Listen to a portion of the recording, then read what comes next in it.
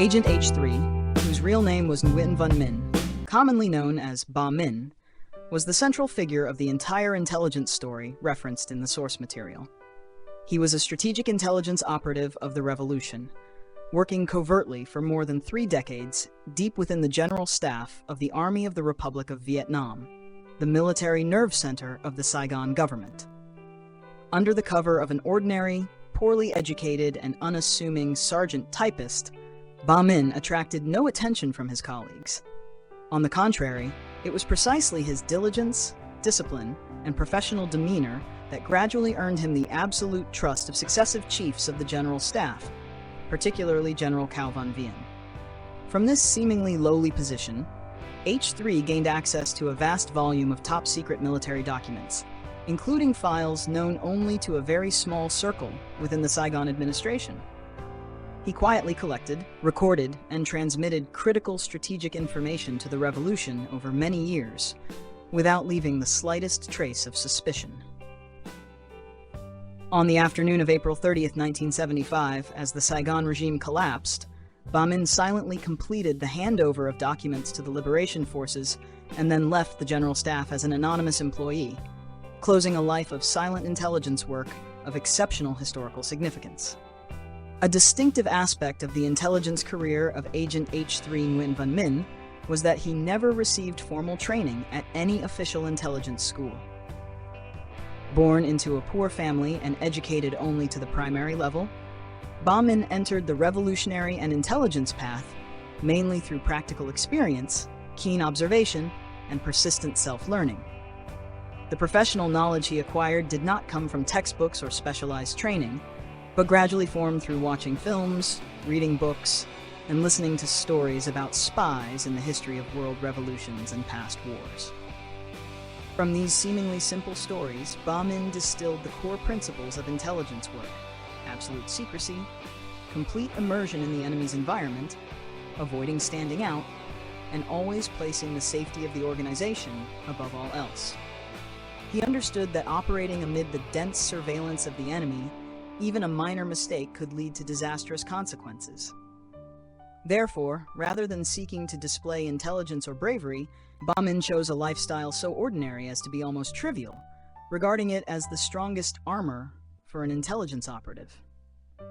H3's path to becoming an agent demonstrates that intelligence is not merely the product of technical training, but above all the result of political will, personal fortitude, and the ability to adapt flexibly to circumstances. Ironically, this lack of formal training helped him avoid stereotypes and left no trace of a professional spy, enabling him to survive for many years at the very center of the enemy's military power.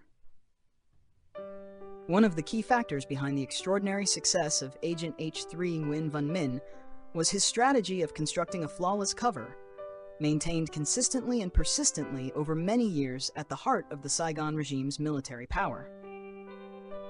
Rather than portraying himself as a talented standout or an ambitious climber, Ba Minh deliberately shaped his image as an ordinary, such a mediocre, sergeant clerk in the eyes of those around him. He appeared gentle, slow, taciturn, sometimes slightly absent-minded, and entirely non-threatening or suspicious to anyone in the general staff. This deliberate ordinariness was not a sign of resignation, but a highly calculated strategic choice. In a military environment where discipline, rank, and hidden competition were ever present, overly conspicuous individuals were more likely to attract the attention of security and counterintelligence. By contrast, someone diligent, steady, unassuming, politically neutral, and emotionally restrained was easily accepted as a natural part of the apparatus. Ba Minh understood this clearly and steadfastly lived his role through every gesture, word, and daily habit. Beyond blending in at work, he also actively immersed himself in the everyday social life of his colleagues. Ba Minh played cards, argued, quarreled, and even gambled like many other soldiers in the general staff. These seemingly negative behaviors, in fact, reinforced his safe cover, making him indistinguishable from ordinary ARVN servicemen, and even earning him a reputation for lacking ambition. This very unexemplary image helped him avoid scrutiny from superiors and the attention of internal security agencies.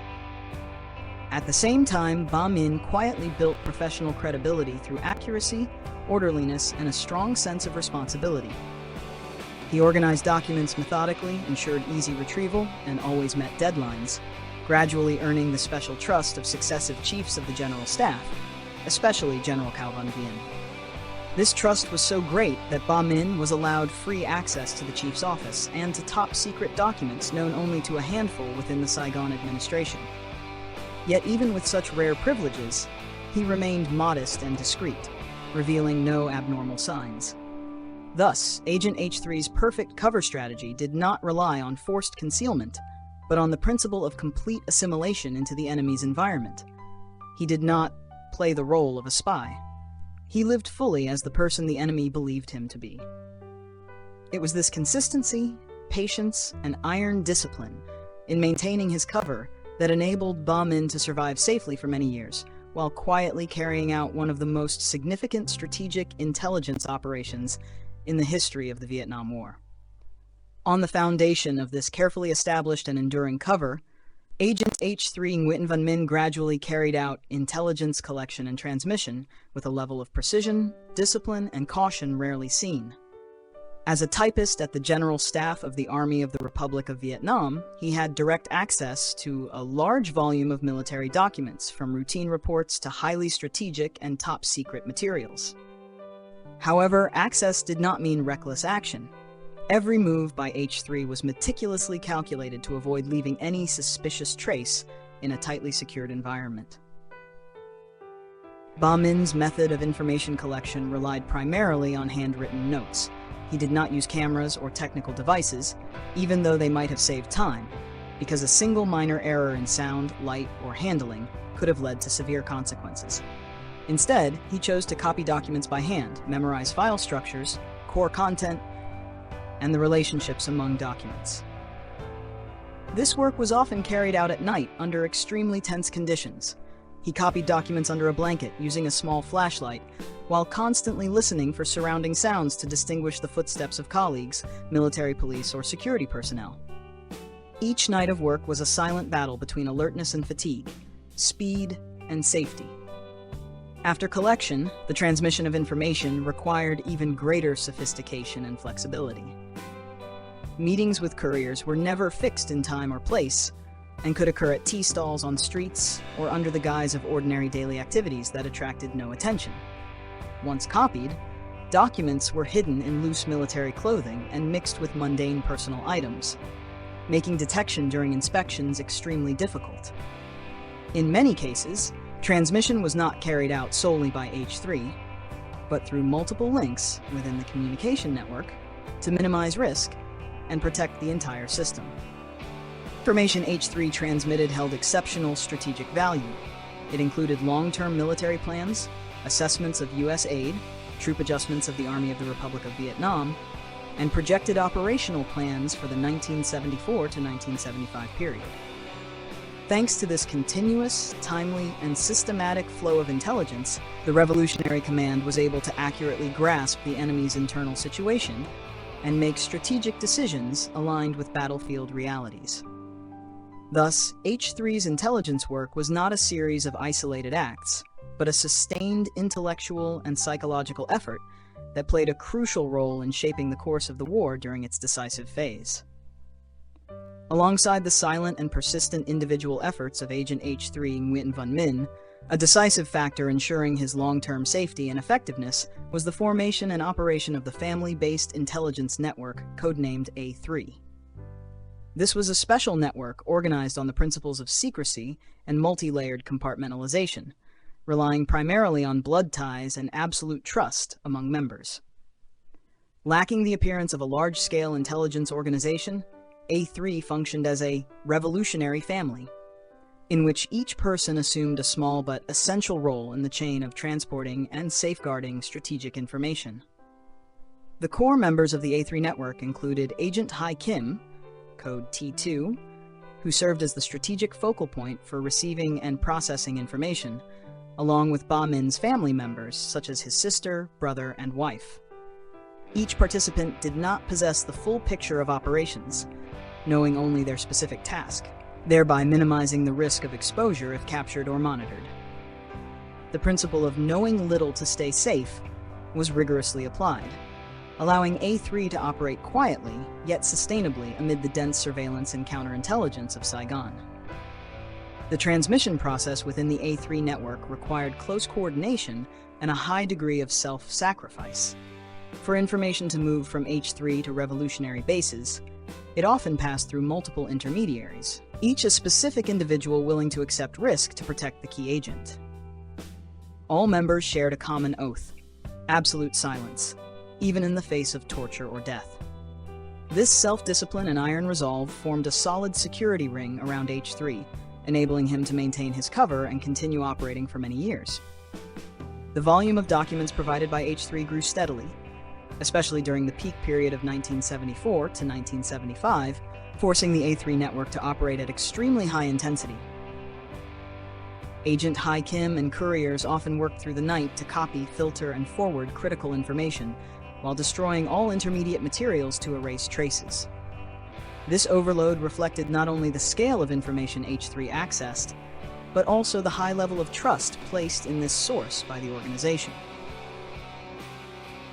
The family-based A3 intelligence network thus stands as a vivid example of a distinctive form of intelligence organization in the Vietnam War, where the boundary between family life and revolutionary activity nearly merged into one. In silence and anonymity, the members of A3 ensured the safe and continuous flow of strategic intelligence, providing vital support for historic military decisions of the revolution. Entering the 1974 to 1975 period, the intelligence activities of Agent H3 Nguyen Van Minh and the A3 family network reached strategic magnitude, playing a particularly important role in shaping the revolution's decisive military decisions. This was a time of rapid change in the war's balance, as U.S. aid to the Saigon government declined sharply, internal crises emerged within the Army of the Republic of Vietnam, and the balance of forces on the battlefield shifted noticeably. In this context, accurate, timely, and comprehensive understanding of the enemy became a matter of survival for the Revolutionary Command. The documents H3 transmitted during this phase went beyond fragmented information to form a comprehensive picture of the capabilities and strategic intentions of the Saigon Army. From long-term operational plans and directives of the General Staff to reports on equipment status, troop morale, and the support capacity of air and naval forces, all were reflected in detailed and systematic fashion. Particularly valuable were internal assessments of dependence on U.S. aid and contingency plans in the event of aid cuts, which enabled the revolutionary side to clearly identify the enemy's structural weaknesses. Thanks to the abundant and highly reliable intelligence from H3, command authorities in Hanoi and Southern Battlefield Headquarters were able to make strategic decisions closely aligned with reality. Choices of attack directions, identification of key targets, and predictions of enemy military responses were all based on deep insight into the internal workings of the ARVN General Staff. Beyond knowing current plans, the revolution often stayed one step ahead by learning of contingency options and recapture intentions, allowing proactive adjustment of strategy and operational tempo. By early 1975, as key campaigns were successively launched, H3's intelligence stream continued to provide a basis for assessing the real extent of the ARVN's weakening. This intelligence reinforced strategic confidence that the moment for complete liberation of the South had matured. By mid-April 1975, as liberation forces closed in on Saigon's gateways, H3 completed his historic mission, bringing to an end a decades-long intelligence career. His role in 1974 and 1975 thus went beyond information provision to directly contributing to the formulation of decisive, breakthrough decisions leading to final victory. After national reunification, Agent H3 Nguyen Van Minh emerged from the shadows of a secret life to return to the simple existence of a revolutionary soldier. He continued serving in the military for a short time before retiring under standard policy, living modestly and humbly, rarely speaking of the perilous years of intelligence work.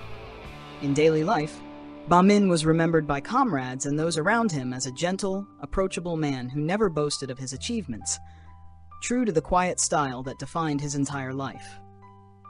Nguyen Van Minh passed away peacefully in September 2009, leaving deep sorrow among family, comrades, and those who understood the value of his silent contributions. Remarkably, even decades after the war, the true identity and role of Agent H3 remained a mystery to foreign intelligence circles.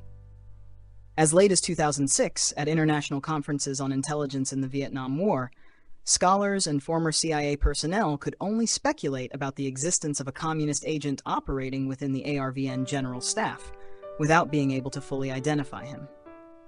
In historical assessment, Agent H3 is regarded as a representative symbol of Vietnamese intelligence artistry, patient, discreet, resilient, and placing the revolution's interests above all else. His contribution lies not only in the volume of strategic intelligence he provided, but also in his living demonstration of how ordinary individuals, guided by ideals and a strong sense of responsibility, can exert profound influence on the destiny of national history.